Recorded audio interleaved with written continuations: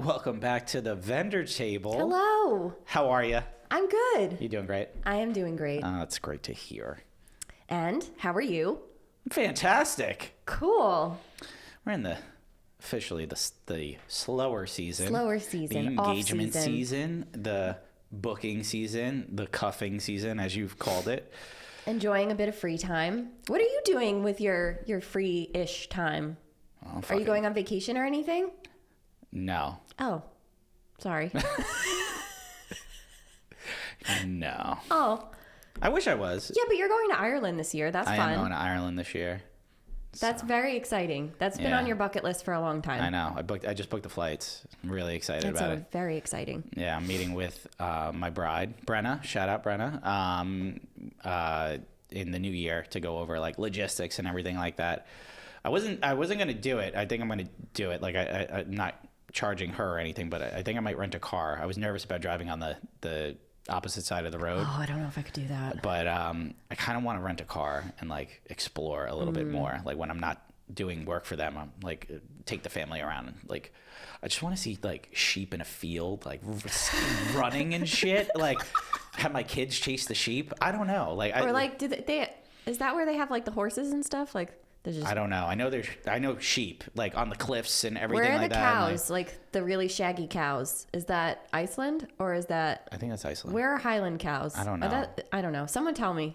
Somebody write in and tell me where the cows are. Highlands or Scotland, so maybe it's Scotland? I don't know. Oh, okay. It could be. I don't know. I want to see those. Oh, horrible. We have a lot of European listeners, so guys, educate us. Please do. We're dumb Americans. So. That's accurate. All right, we're going to get into listener questions, part 2. We decided we were going to break this into a 2-parter because we had too many. We had too many really good questions. They were great questions, so let's get into it. Lauren, go first. Okay. What are some ways to show up authentically on Instagram? And then it follows up with, no photographers in my area just talk in their stories, so it feels cheesy, but then I see successful photographers doing it so naturally. So I guess just being yourself? Yeah, be yourself, but if no photographers in your area are doing it... That sets you apart and it's up. Exactly. Yeah. If you want to do it... Do it. Fuck yeah, do it. You're going to separate yourself from those photographers. You're going to be the best one out there. Put yourself out there organically, authentically. Like, put yourself out there as a small business. We talked about this on an episode. Yeah. But, like, as a small business owner, put yourself out there as the business owner, as the face of the business. It's going to just have your audience interact with you more, engage with you more, understand you more. I think it's the best thing you could do. It's great.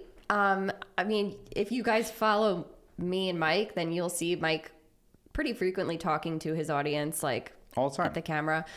I post a lot of like really dumb stuff of myself. Like I'm not good at talking to a camera. I get like really weird, and sometimes I'll have to like record it multiple times. Like fun reels. But I do a lot of reels where like I show myself in my natural element, even if that means that I look really bad.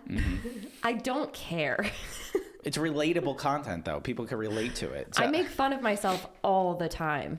If you want to kind of like step into it a little bit more, what I do a lot of is behind the scenes of a wedding day. Yeah. And I showcase like an entire day or behind the scenes of an engagement session. Start off small, like maybe just like recording like, you know, like an engagement shoot, for example, like, you know, just walking and talking, maybe showing the scene, stuff like that. Maybe like organically start talking to the camera a little bit, like look at this day, it's beautiful, like look at this location, it's just unbelievable, stuff like that, and it'll get you more comfortable talking to your audience. Like it's not that difficult. I just think you need to take the plunge in doing it. Yeah, like don't force it. Like don't try if you don't feel comfortable, but like do it in ways that, you know, show your audience what you do, I think. Yeah. It's great. It's going to separate you. So don't be afraid of it. If anything, it's going to propel you. Yeah. If no one in your area does it, then do it. Yeah. You got a leg up. Hell yeah. Love that. Love that for you. Yeah. Okay. Let's do the next one. Oh boy. All right. This is just one that's staring at me right now.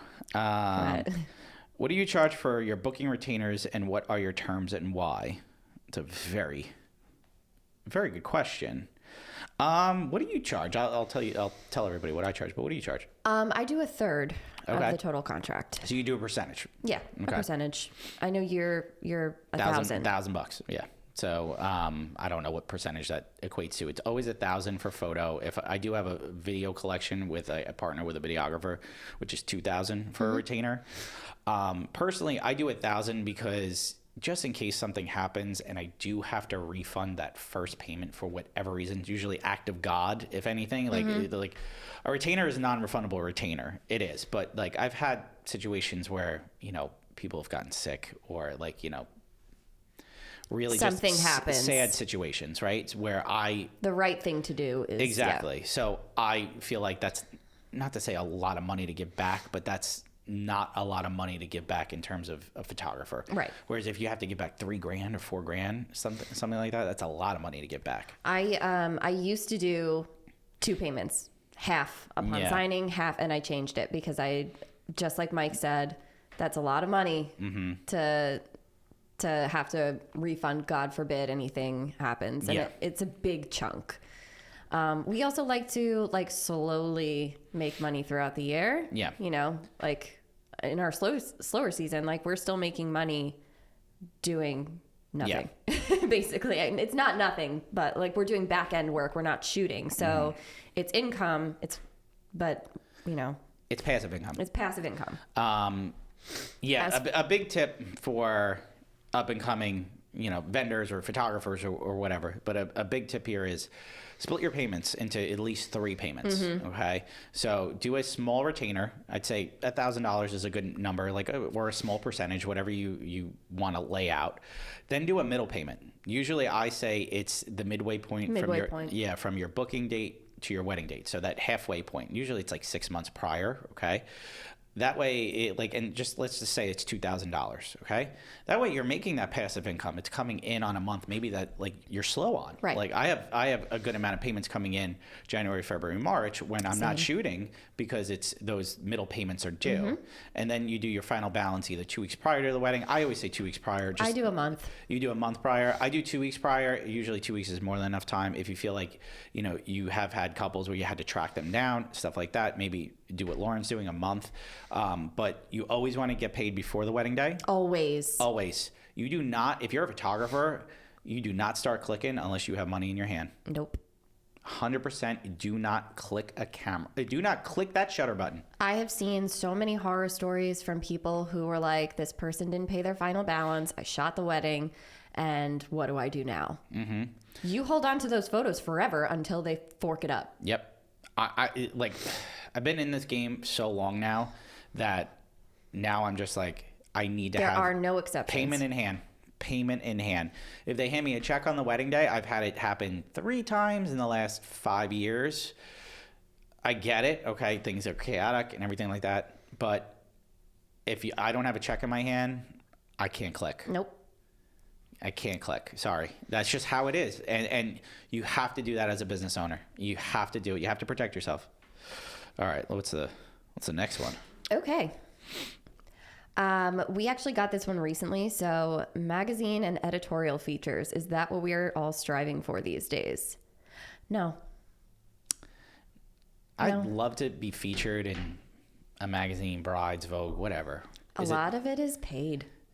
Yeah. You pay for it. You pay for that stuff. I hate to break it to everybody, but if you see, this has been going around for a while, but if you see somebody featured in Vogue or whatever, they paid for that.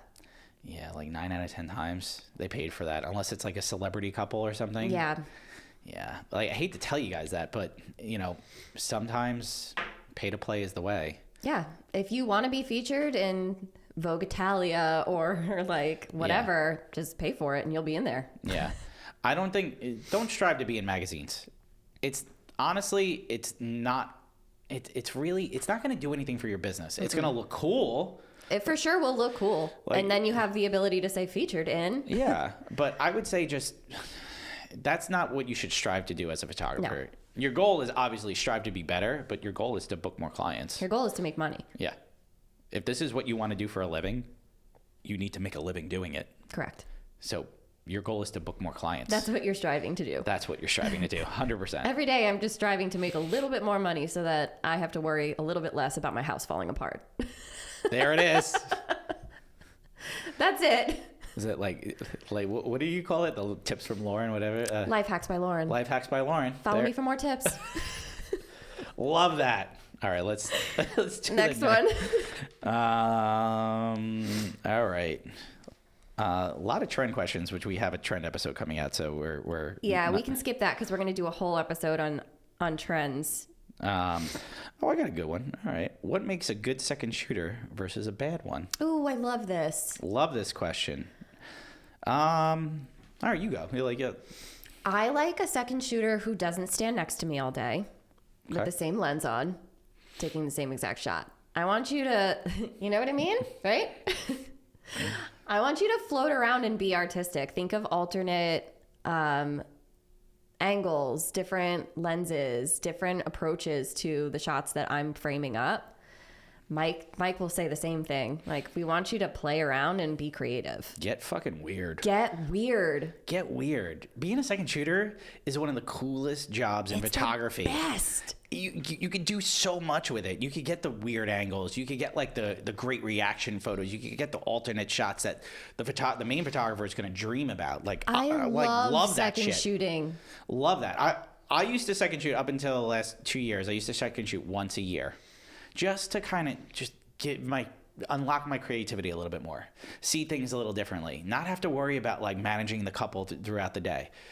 I love it. I want my second shooters to be creative. How often do you see your second shooter's images and you're like, God damn, I wish I took that? All the time. All the time. I'm like, fucking A, man. Like, and I love it. I see shots from you or Meredith or Joe, and I'm like, damn. It's like a really good shot. It's a good shot. Like, it's just a shot I wasn't thinking about, because they don't have to direct the couple. Like, they're just there capturing moments and stuff like that. So while I'm setting them up and doing all this stuff, they might see a little moment. Like, maybe it's a little hand touch. Maybe it's just like a little crop. Maybe it's like things like that. Details, like little things that, yeah. Like, we're focusing on your must-haves, you know, what would even you describe that as? Like our, I don't know, creative. Yeah, but like we're doing like your everything shots, the safety Yeah. shots. Like, we have to get these. Okay, yeah. We're doing it in like the best way that we know how, which is artistically. But then you've got these second shooters who are sweet baby angels getting the most delicious, beautiful photos that we aren't even thinking of because we are doing a million other things in our brains. And my God, I love you guys. Yeah. Collect that nectar, baby. Collect the nectar. That's all right. Always have a second shooter. It's the best. Yeah, second shooters are great. So as a second shooter, like, what you could do to be better: get creative, get weird. Don't stand next to the main photographer. Don't use the same lenses as the same photographer. Things like that. Just think outside the box. Also get those safety shots, but think outside the box. It's the one time I think you can, as a wedding photographer. Get weird. Really, just get fucking weird. I love it. I love that. All right. How do you make yourself and your work stand out against other photographers? Great fucking question. Great question, really. Honestly, that comes down to editing style. That comes down to shooting style. That comes down to you as a photographer getting weird, getting creative. We just talked about it. Doing little things will help you stand out. We talk about it all the time, but you know, if you buy a preset and you slap it on the image and you don't do anything with that preset, it's not yours, it's somebody else's. So if you're buying a preset to create a look or anything like that, make it yours. Tweak little things. Be different, right? Add a little vibrance to it, or add, like, you know, decrease the yellow luminance, shit like that. I don't know, but like, get weird, right? So I would say, damn, you know, The tagline of this episode is "Let's get weird." Let's get weird. But I would say just experiment a little bit, you know, until you find that style that suits you. And even this correlates to shooting style too. Like, you might want to shoot backlit golden hour all the time. You might want to shoot like, you know, like cloudy days all the time. Like, what separates you? What separates you is like the way you shoot, your editing style, and honestly, your client experience too, right? Like, how you treat your clients is a big part of it. do you know how many clients I say, like I've had clients actually say to me that they're like, the reason they booked me wasn't because of my work. It was because of Your how personality. like I treated them, my personality, how I met with them, things like that, how I reassured them. Those little things sometimes will outweigh the photos. Yeah. I also think like it's worth admitting that sometimes we don't know if our work really does stand apart from anyone else's, like internally. It's from someone like Mike telling me that, holy shit, I saw this photo you posted and it was amazing, or something like that. Whereas I might think like, damn, this is basic as fuck. Somebody else might be like, damn, this looks amazing. But I also don't really think about it. Mm-hmm. I don't know about you, but I just post stuff I fucking love. Yeah. Post your best shit. I post the photos that resonated with me from the day, and just me alone. Mm-hmm. I don't really think about what the masses are going to love anymore. Mm-hmm. I just post shit that I love. Love that. Love that. And hopefully somebody loves it. That's the best thing you could do. I think, like, you just put yourself out there, and if other people like it, fuck yeah. Fuck yeah. Amazing. All right. I love that. Oh, my God. We got some great questions. Some really good ones. That was a fun one. Favorite mid-reception wedding day snack? Oh, my God.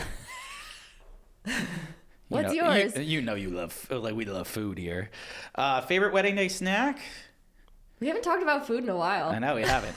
Favorite wedding day snack's got to be beef jerky. It's mine, too. It's always beef jerky. I always have a bag of beef jerky in my bag. It's the fuel, baby. It's the fuel. I love the chomp sticks.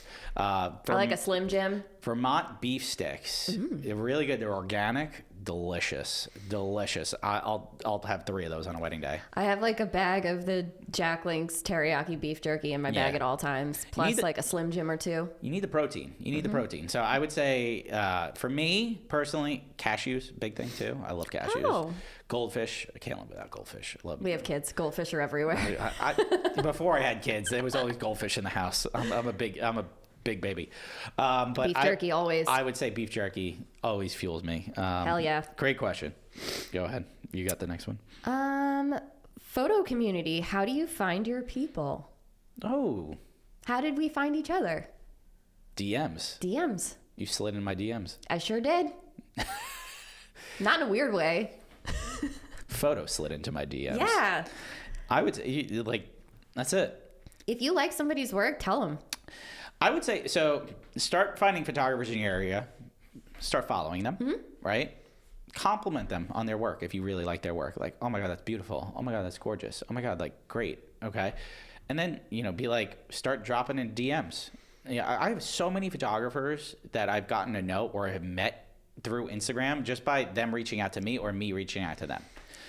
I can't tell you how good of a feeling it is when you reach out to somebody that, like, you love their work and they fire back with, oh my God, I can't believe you said that. I've been following you for this amount of time and love your shit. Mm-hmm. You fangirl so hard over each other. It's the cutest and most wonderful feeling in the entire world. Yeah, that's what we did. You fangirled over me. I did. I fangirled over you. And then I met you and I was like, fuck, this is disappointing. Well, I'm kidding. I love you. Cry in a corner now. No, hey, look, you can meet somebody. We start a podcast together. You could start a podcast together. I would say just get to know them a little bit. Talk to them. DM them, like compliment their work, things like that. Like that. I think that's what I did with Jenna too. Yeah, same. I don't even remember how I met Matt and Jenna anymore. Like I don't even remember how I met half of my photo friends. I'm pretty it's sure usually most probably of just it Instagram and starts DM. on Instagram. Yeah. You just like tell people you like their shit, and that goes a long way. Yeah, that's it. It's. Henry's diary commented on a picture of mine the other day, and I almost fucking shit my pants. It wasn't even one of my pictures. It was a picture of me and my husband. It's beautiful. I was like, oh my God, Mike. I fangirl hard. Sometimes I see the people that follow us on the vendor table, and I'm like, oh. We are not worthy. I'm like, oh, got a lot of big names over here. Like, you like us? What the? Why? Damn. Okay. But appreciate it.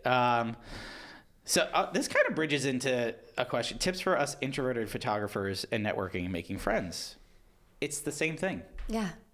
Instagram is your biggest tool to It's meet so other much peers. easier if you're introverted. It's so much easier to initiate a conversation with somebody online than it is to do it face to face or in person. 100%.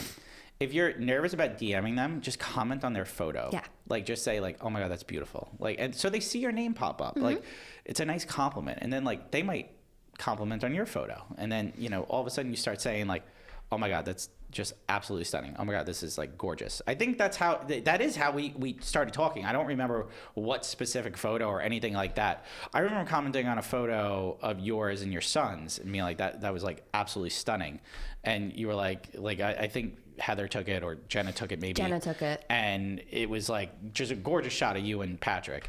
And I just remember like we started talking from a little bit from there. We had a conversation from there. So you just never know what photo will lead to that conversation. Yeah. Especially photographers.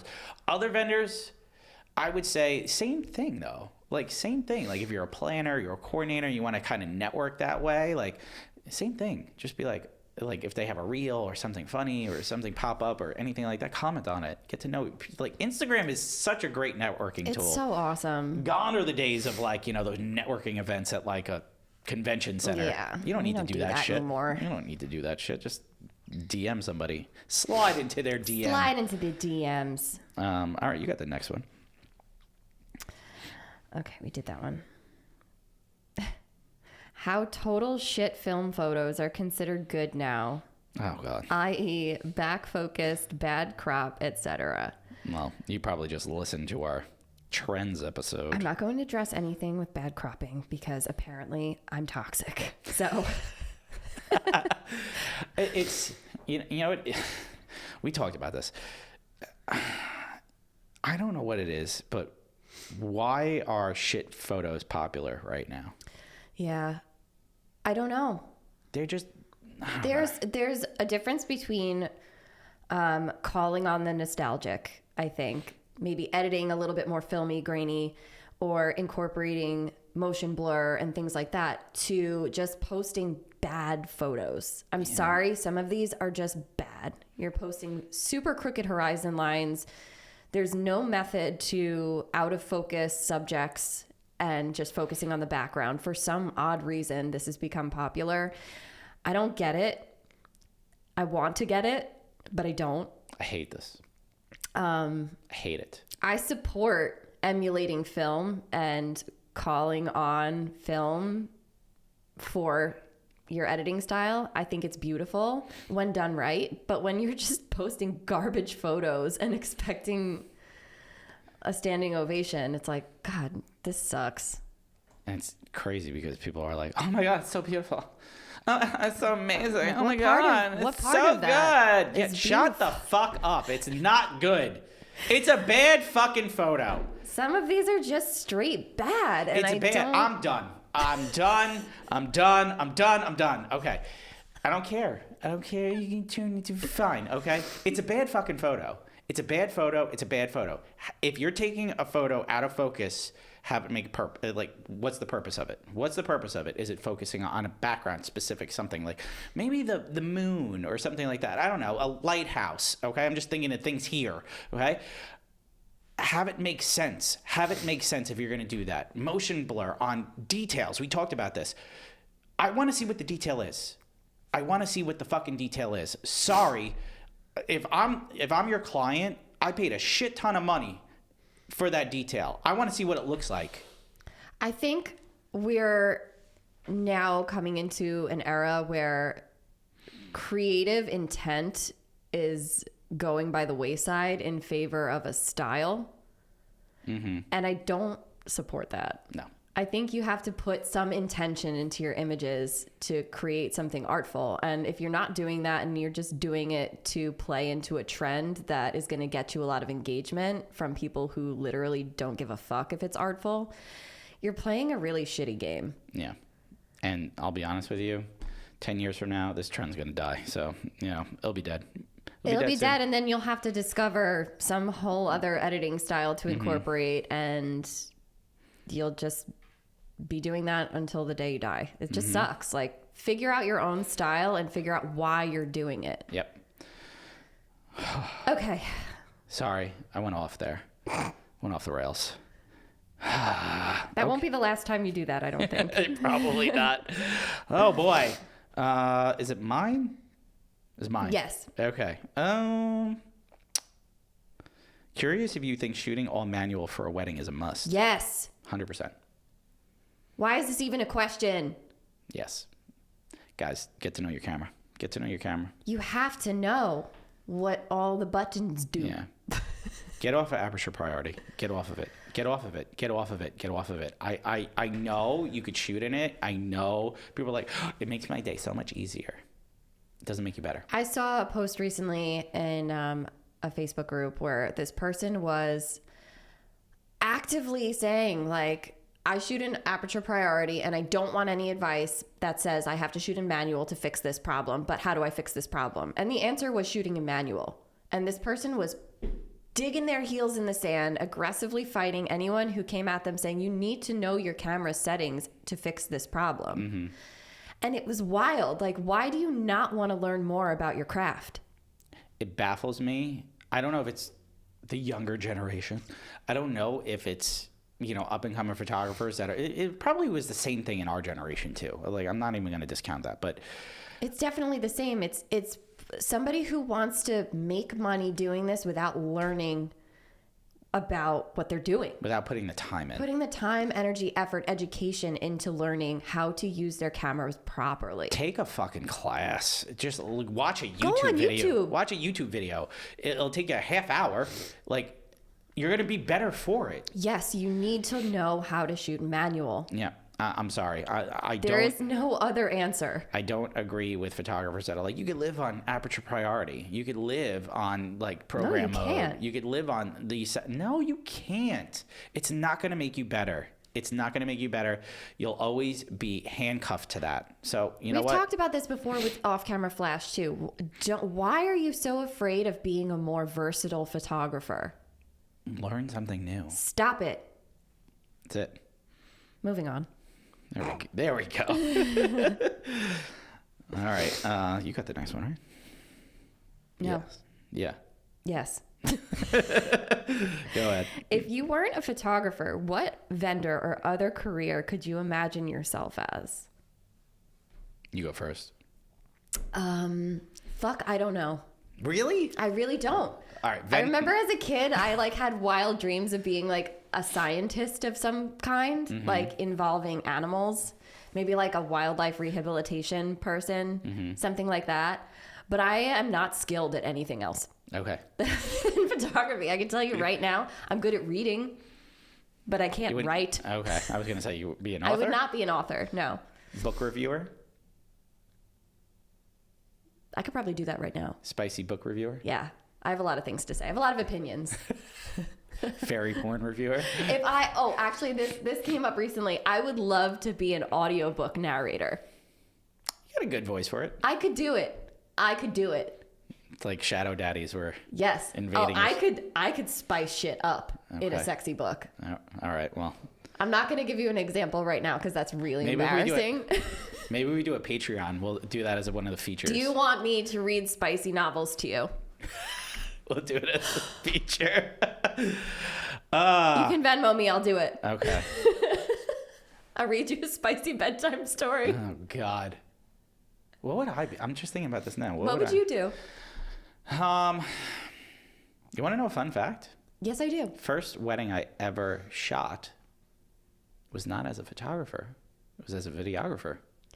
Wait, I think you told me this. It was by accident, wasn't it?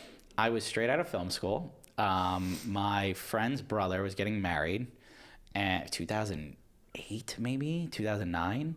And he was getting married and he needed a videographer. He wanted a videographer. I had, experience as a filmmaker, like as a film school student kind of thing. So rented a camera, shot his wedding, did a quick little highlight video for him and stuff like that. That was the first wedding I ever shot. Would it be a videographer? No. I'd probably be a coordinator if I would be in the industry today. I love me at my timelines. I love organization. I feel like you'd be pretty good at it. I think I would be a really good coordinator. I talked about this at a previous episode. I don't see any male coordinators. I've never seen one either. I've seen planners, like I've seen male wedding planners, but I've never seen a male coordinator. I could probably do it maybe in my later ages, stuff like that, and maybe run a business that's like a coordination business or something like that. But I think you'd be good at that. I'm very organized, so I do like that. Regular job. I was in marketing for 8 years. I love advertising. I love marketing. I love stuff like that. I love I just love like telling a story of a brand. I think it's cool. I always like doing that. I do enjoy that. Well, even like you love doing branding sessions too. I love doing branding sessions. Like now I'm so locked into being a photographer. Like if I were dream, you want to talk dreams, big dreams, okay? Like if I was ever a different career, I always said I wanted to be a fighter pilot. I always wanted to be a fighter pilot. I love Top Gun. Like that was like my favorite movie growing up. I love airplanes. Like alternate reality, Mike's a fighter pilot. He's flying a fucking F-14 in the 90s and then like, all that shit. And I like love Top Gun. Oh my God. When I was like 5, I wanted to be a dolphin trainer. Did you ever swim with dolphins? Never. I did at SeaWorld before it was like, you shouldn't do that anymore kind of thing. Was it great? It was an awesome experience. Oh, I did not realize I was so close to the microphone. My chin was touching it. Next. Great question. That was a good question. That was a great question. I don't think anyone's ever asked me that before. You want a spicy one? Sure. How to handle the mother of the bride when she's trying to tell you how to do your job as a photographer. That's a rough one. That's tough. First of all, be nice. Be nice. Be nice. Mm-hmm. I will tell you guys this. You want to really start off strong with the mother of the bride. Walk in and introduce yourself. 100% is the first thing that we usually do when we get there. Like introducing yourself to the parents and like, yep. Hi, Mom. Hi, Mom. Nice to meet you. Congratulations. This is so Yeah. exciting for you, right? Amazing. Say it every wedding. All the time. Establish They a love really that. nice rapport with them. And 9 times out of 10, they won't give you any problems. Yep. And if they're like stressed or anything like that, you'd be like, Mom, Reassure them. I got you. I got this all day. Don't worry. You need anything, you ask me. I got you. Mm-hmm. That's it. Just reassure them all day. You want to keep them off your back? Reassure them all day. Mom, I got you. We're going to get plenty of photos. It's going to be amazing. And if you are like irritated or agitated by them, please don't let it show. Like do everything possible with a smile. I know it's very hard, but you have to really let go of your ego on the day of and try very hard to just establish a boundary. Like we will get to that as soon as we get through this. I promise you we're going to get that shot or, this, that, and the other thing. But like, yeah, it's a tough thing to do sometimes, especially if you have someone who's really aggressive. I have had to remove mothers from situations before. I have. On behalf of the bride. Yep. It was very difficult. So, I'm at their behest. I cannot, if I'm choosing between my bride and the mom, like I'm always going to choose the bride. So I got to do what they say. Listen, just be nice to the Be mom. nice. Introduce yourself. Say hi. I know that sounds crazy coming from us. We're very nice on a wedding day. On wedding day, we are the nicest people in the entire universe. This is how we decompress, guys. It's how we decompress. Yeah, I know everybody thinks we're arrogant and pretentious, but I promise you, we're actually pretty nice people. Like our clients love us. Like we have fun. Like read all our reviews and stuff like that. Like how we are on a wedding day. Not to sound arrogant and pretentious, but that's how you have to be. And like, sorry, we have a podcast. We decompress, and this is what we do. And like, we're gonna tell you like it is. This is what we're doing. I'm sorry, we have a sense of humor that doesn't resonate with some people. Mm-hmm. Get over it. Okay. All right. What's the next one? You got it. Will you be a wedding photographer forever? If not, what will you do afterward? No, I will not be a wedding photographer forever. My body will not keep up with me with this job, I promise you. What would I do afterwards? I don't know. I've thought about this before. I really do love like photographing motherhood. So I would probably focus on motherhood and families Yeah. because I do really love it. Some of my favorite sessions this year and last year were all centered around maternity and motherhood, and I feel very passionately about that. So I'd probably keep going in that direction and see where it takes me. Yeah. That's good. It's not as hard on my body, so I'd be able to do it for longer. Yeah. What would you do? If I'm going to shift from photography into like wedding photography into a different style of photography, probably brands. I love branding. I love doing branding sessions. I love like, especially small businesses, like showcasing like them and like their startups and things like that. I love doing that stuff. I still do love like couple shoots, and I probably still want to do that. Families, like You'd be shifting into lifestyle. I really. think more lifestyle photography more than anything else. If I do shift, I do. Part of me like I am planning for the future. I know I can't do this forever. My body won't hold up. So what will I do? Part of me is like, well, I could turn it into a mini studio, a boutique, stuff like that, bring shooters underneath me to like learn and shoot my style and keep it as a studio. Or what I could do is merge it into something else, whether it's a marketing business or something along those lines.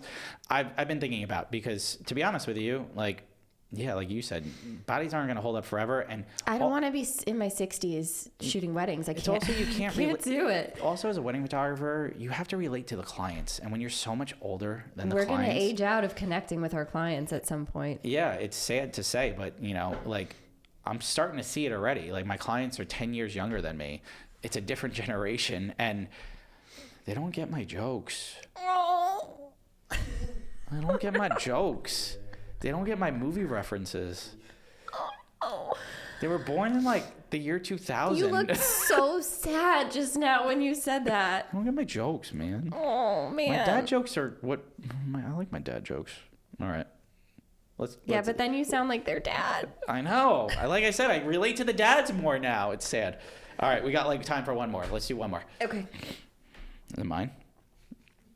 Yes. It's mine, right? Mm-hmm. No. We could just say, "How are you so cool?" I know who wrote that. Jess, you're adorable. Love you. We're not. We're not. I promise you that. All right, we're gonna let's end it on a business one. Okay. What are your thoughts on an associate team? We're kind of talking about that a little bit, like what we're going to do in the future, things like that. This was the first year I had an associate team. I had one of my second shooters, Meredith, do 6 weddings for me as an associate photographer. If you guys aren't aware what an associate photographer is somebody is shooting under your brand, like basically as you, representing you on the day. They're the main photographer. Okay, they're handling all the stuff, the logistics on the day, but as the person that runs the business, I'm doing all the logistics leading up to the day, and I'm also the one editing the photos after the fact. So they're basically just a representation of you on the wedding day. I think they're great, especially if you're looking to expand your business. Biggest tip I have, do not hire a rando. Hire somebody you trust implicitly with your life and your business. 100%. There's a reason I didn't do it until now. There have been 2 photographers that have worked for me long enough that I could trust them. One was my cousin Frankie, who's moved to Florida. She worked for me for 7 years, shot like 50 weddings with me, was like my right hand for 7 years before I went full time. Then Meredith has done probably 50 weddings with me in a 2-year, 3-year time frame. And I trained her basically from start to finish. She knows how I operate. She knows how I do the entire day. And she's been my main second photographer for 3 years. Like, that's how much I trusted her to step up. And she's the most reliable person I think I've ever met on the planet. Shout out Meredith, big Dith energy. That she stepped it up big time this year. And so I thought, she wants to go full time as a photographer, I think, one day. And if this is a great bridge for her to get into it. So you have to trust somebody to be an associate photographer for you. Don't just add it to your business. You have to have somebody that is worked with you previously, that you trust, that you know is reliable. That way you could add that on as a add on to your business. Right. I think like one of the toughest things about hiring like studios that have like obviously associate teams, because that's all they are, is not knowing who you're going to get and what style you're going to get. at least when you know you're hiring a smaller company like Mike's brand, for example. I don't have associates yet. But when you hire someone like Mike's company or another smaller company who is an independent that has an associate team, you can see that the work is the same. Mm-hmm. And it's important to understand and know that the work is the same. Yeah. That's it. Like you want that person to represent your brand on the day as well as, you know, in the deliverable, mm-hmm. you know, like with the photos, that you want it to look like your photos. You don't want it to be completely different. So yeah. That's why I think it's so important to either you have trained that person or they shoot a similar style, or like, and most importantly, you know them and you know how they're going to be. So right. That's it. So great questions. These are amazing. We have more, but like, honestly, we'll probably save these and get more later on. Yep. If you guys do have questions for us, you could always DM us on Instagram. We are very active in the DMs. We try to answer as many questions as we can. You guys overwhelm us sometimes. Like sometimes we get like, whoa. We've been getting a lot more DMs and trying very hard to keep up with them. So just letting you know, if you don't receive a response right away, it's because we are a little overwhelmed and we will get back to you. Overwhelmed in a great way. In a very good way. It feels very good. Like, thank you guys for overwhelming us in a good way. Big time thank yous. This has been a fun couple of episodes. Guys, like we said, you got a question, feel free to reach out to us. You could also join our Facebook group too. Yes, ask all your questions there. And get other opinions besides ours, which I think is great, right? And if you're nervous about putting your name to it, you could ask anonymously. There you go, right?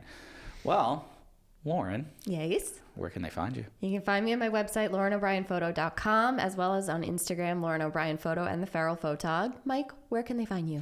At Michael Casara Photo on Instagram, TikTok, as well as my website. And you could find us at the Vendor Table Pod on Instagram, TikTok, as well as YouTube, and our Facebook group that we just talked about.